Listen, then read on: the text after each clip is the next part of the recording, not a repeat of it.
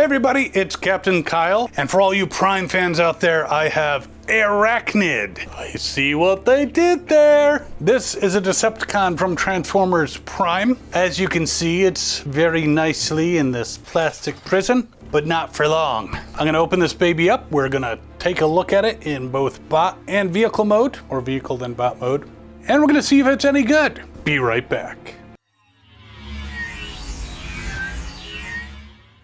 Alright, so if you've watched this channel before, you know I like to very carefully open the packaging on these Transformers until I decide to just rip it the fuck apart. Which is what happened there. Instructions, we might need those. Packaging, put that over there. Alright, so there is AIRACHNID, who is in helicopter mode and stuck in this plastic prison. However, these were the temporarily used eco-friendly paper things that they used for a while and somehow went back to plastic. I don't know what Hasbro was trying to say. But these untie easily enough, though they got plenty of plastic for trying to be eco-friendly. So the advantage of these is that they are better for the planet and you might reuse them. The disadvantage is you never will. So here is AIRACHNID in her helicopter mode, definitely giving me some Black Arachnia vibes.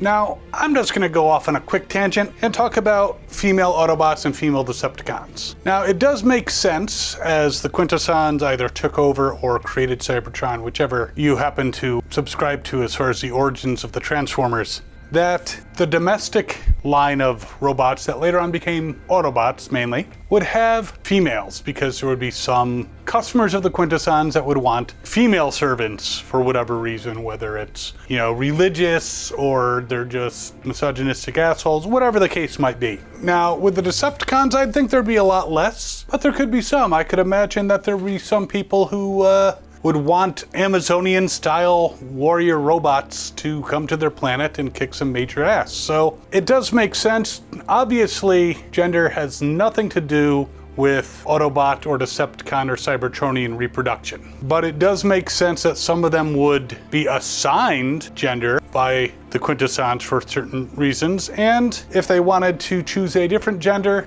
they could decide that they are genderless, which could be the majority of the Autobots, for all I know. Even though a lot of them have masculine-sounding voices, I'm not gonna look at their chromosomes, they're just people. Anyway, so AIRACHNID is a AIRACHNID. The rotor goes around quite well. You can't do too much other than fly it around and make, you know, shooty noises. But it is a cool-looking helicopter. That being said, let's check out the robot mode. So there is AIRACHNID in robot mode. Now obviously she's got these claw-tipped legs coming over her shoulders, gives her kind of a spider vibe. I mean, if you count the limbs, and if you're gonna count these weird tail things, 1, 2, 3, 4, 5, 6, 7, 8, 9, that's not an arachnid, but it's close. I'm not gonna complain too much about their counting ability. Now, like most Prime figures, they are very slim in design. Slim, sexy, and she's got stilettos. It can also make it a little bit difficult to have them stand on their own, depending on the surface, though that's not too bad. Now, AIRACHNID can move her legs forward somewhat, not that much, at least I don't want to force them and break them. Can bend at the knees, so that's a nice thing, but can't really do any side kicks or even come close to a Jean-Claude Van Damme. The arms are also a little bit limited in motion because of the plates on the top of her arms, though you can rotate them all the way around. And the wrists, as part of the transformation, she can kind of do a little wave. Now what's interesting with the weapons, it does have a little post on the back so you can keep the rotor / legs from flying around. But what's interesting with the weapons is you can put them on her arms, almost like a seeker, or you can put them into her hands. Her hands have these rather large holes that you can plug the weapons into. Definitely an intimidating looking, though sleek, Decepticon warrior. So AIRACHNID, definitely a cool figure. Looked it up at a very cool store called Farpoint Collectibles. Not to be confused with the Farpoint Convention in Maryland, which is also very cool and I will be attending. The one thing about the Prime figures though is they don't really fit into the aesthetic of a lot of the other lines just because they are so slim. Ooh, I could make her tail legs or whatever spread even wider. Didn't sound right. But yes, a powerful Decepticon warrior.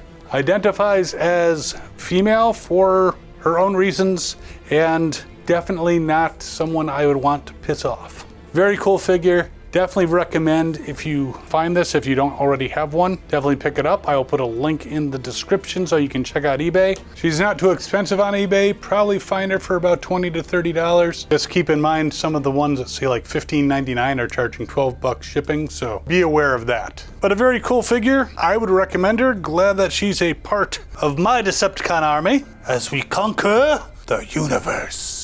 Or, you know, get displayed on shelves. Anyways, while you are looking for this figure, then you can also check out some other videos we have over here. You can do the subscribe thing down there if you haven't already. Give this a big like if you like this video and like the figure, or even like me, really like me. All the YouTube stuff, comment, share. We will talk to you later. As always, have fun and good hunting.